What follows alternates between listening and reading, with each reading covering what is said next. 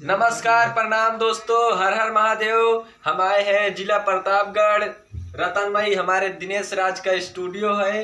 ये भैया बहुत ही अच्छे आदमी हैं। हम काजल राज को लेकर आए हैं। ये जिला प्रतापगढ़ है, ये बनारस से चल के आए हैं। काजल राज यहाँ पर आए हैं गाना गाने। गाने का नाम क्या है भैया?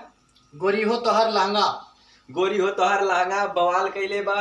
आप सबके बीच बहुत ही जल्द आने वाला है। आप सब देखिए, प्यार दुलार बनाइए रखे। और ये हमारे बड़े भैया है, ये भी बहुत ही अच्छे आदमी हैं।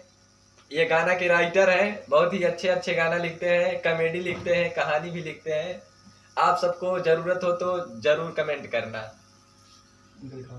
वो है काजल राज। अंदर दिखा देंगे। काजल राज और हम आए हैं बनारस से यहाँ चल के गाने गाने स्टूडियो में, दिनेश भैया के स्टूडियो में। आप सब प्यार आशीर्वाद दीजिए, चैनल को सब्सक्राइब कीजिए।